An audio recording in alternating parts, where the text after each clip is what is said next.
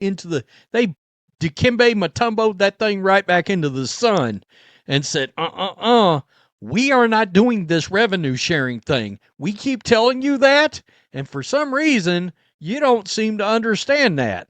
Now, we know they, look, I did a video yesterday, Natasha Cloud going off on one of the most insane rants you've ever heard in your life, just comes out and admits.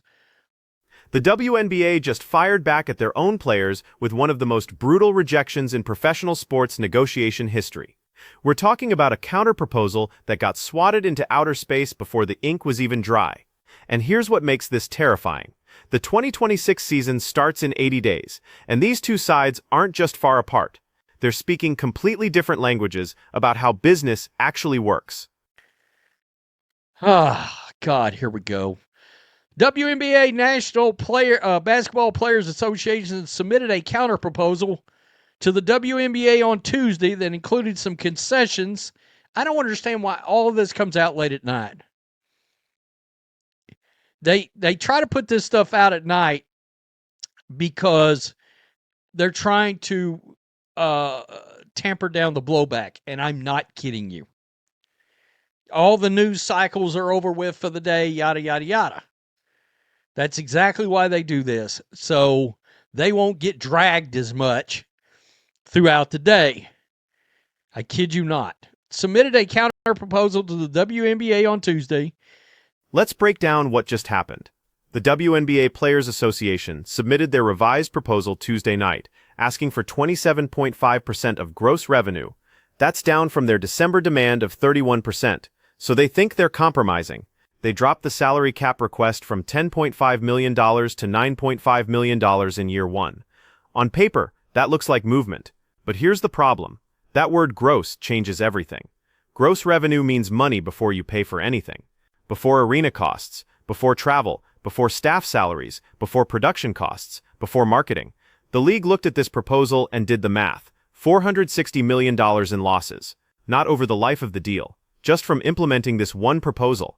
In its previous proposal in December, the union asked for the players to receive an average of 31% gross revenue, 28% in year one, and roughly a $10.5 million salary cap.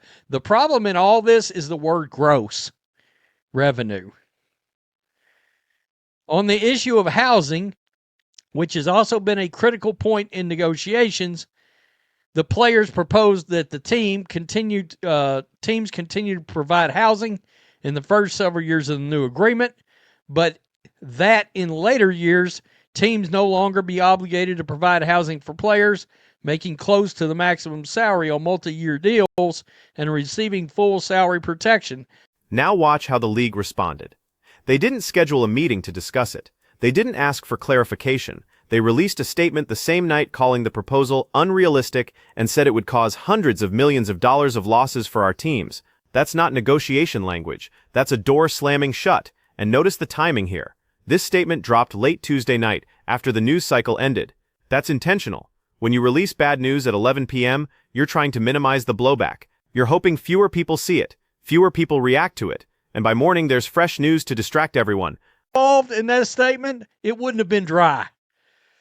And the WNBA swatted this joker down. Adam Silver said, nah, get out, nah. We're not doing that because for some reason you don't know the difference between gross revenue and net revenue. WNBA released a fiery statement late Tuesday night calling the Players Union latest collective bargaining agreement proposal, quote, unrealistic, as the two sides remain at odds with the 2026 season scheduled to start in 80 days. Oh, that's not good. The Women's National Basketball Players Association submitted a revised proposal hours earlier. Prior to that, included some concessions on several hot-button topics. You can't call that revenue sharing. I mean, come on. They dropped it 2.5%. The league wants them to drop the gross part altogether. Here's where this gets complicated. The players made one concession that actually makes sense. Housing. Right now, WNBA teams are required to provide housing for all players. The union's new proposal says that in later years of the agreement, teams wouldn't have to provide housing for max salary players on multi-year deals with full salary protection. That's reasonable. If you're making maximum money on a guaranteed multi-year contract, you can find your own apartment. The league shouldn't be treating you like a rookie who needs help. But here's the thing, that one reasonable concession doesn't fix the fundamental problem. The players are still demanding a percentage of gross revenue, and the owners are saying that's a non-starter.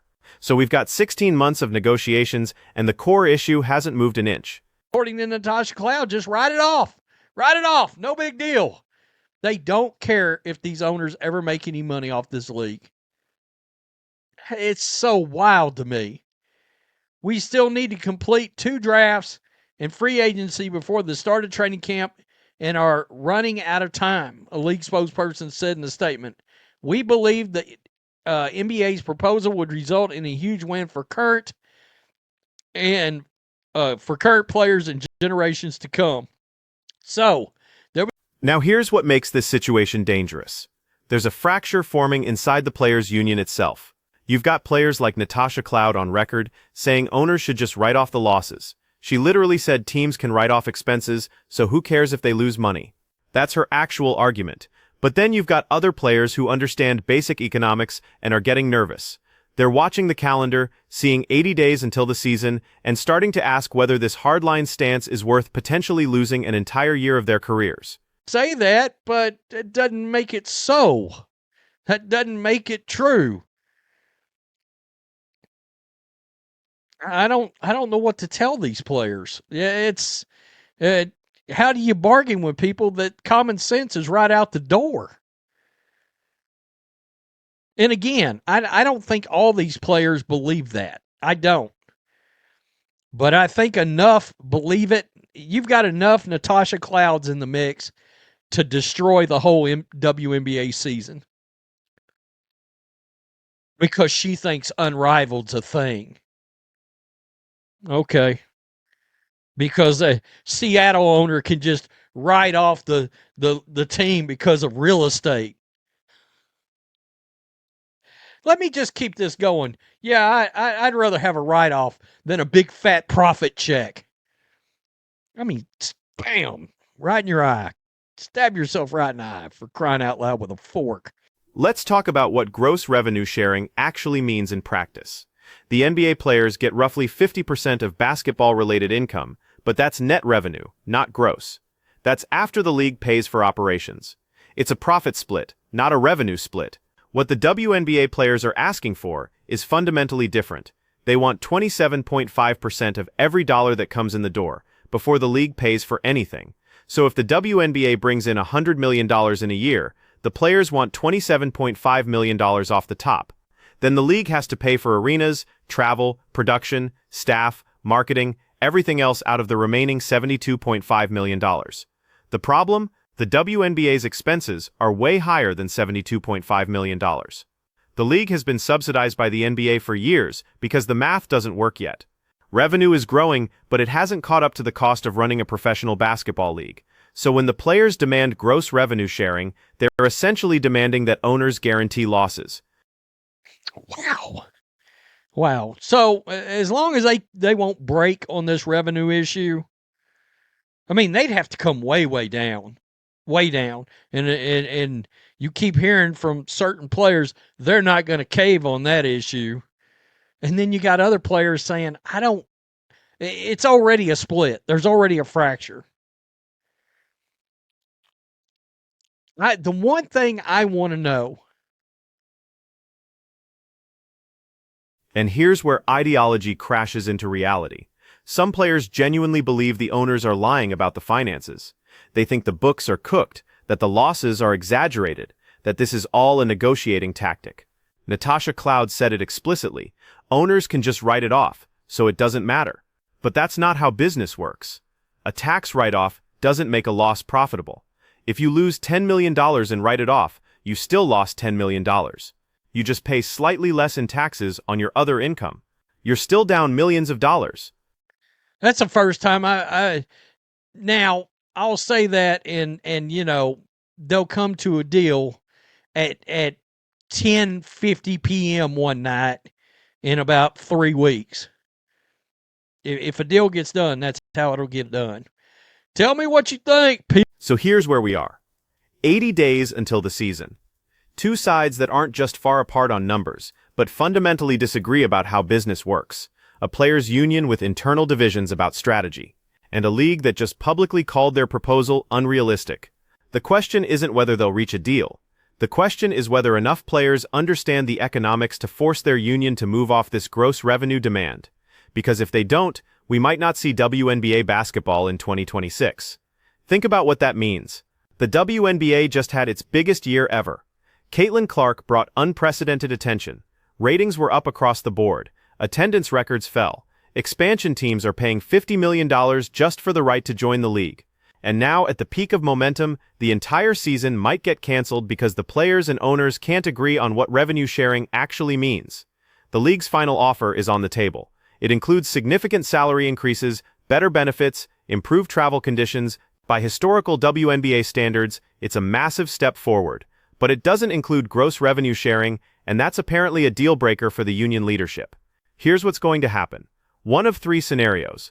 First possibility. The players cave in the next few weeks, accept something closer to the league's offer, and we get a season. Second possibility. The owners cave, agree to some modified version of gross revenue sharing that guarantees losses and bank on future growth to eventually make it work. Third possibility. Neither side moves, and we get a lockout. That third scenario is looking more likely every day, because this isn't really about percentages anymore. It's about whether the players believe the owners' financial claims. And based on what we're hearing from union leadership, they don't. Natasha Cloud's comments revealed the core problem. When a prominent player says owners should just write off the losses, she's telling you she doesn't care if the business makes money. She thinks owners have unlimited money from other sources and can subsidize the WNBA forever. That's not a negotiating position. That's a fundamental misunderstanding of how professional sports leagues survive. The WNBA has been subsidized by the NBA for 25 years. That was fine when it was a small operation, a few $1 million a year in losses that the NBA could absorb as part of growing women's basketball. But if the players get their way, those losses balloon to hundreds of millions. At some point, even the NBA says that's not sustainable. And here's the cruel irony. The players have more leverage right now than they've ever had. The league is growing. Caitlin Clark's rookie season proved there's a massive audience for women's basketball. Sponsors are paying attention. Media companies are bidding for rights. This is the moment to lock in a great deal that sets up the next generation of players for success. Instead, the union is risking it all on a demand that the owners have repeatedly said they cannot accept. Not won't accept, cannot accept. Because the math doesn't work. So what's your take? Are the players right to hold out for gross revenue sharing, or are they about to blow up the league's biggest opportunity? Because 80 days isn't much time, and right now, these negotiations look dead in the water. Sense of cent. Ik krijg bols te brudekar, where the choftu nibel of sime.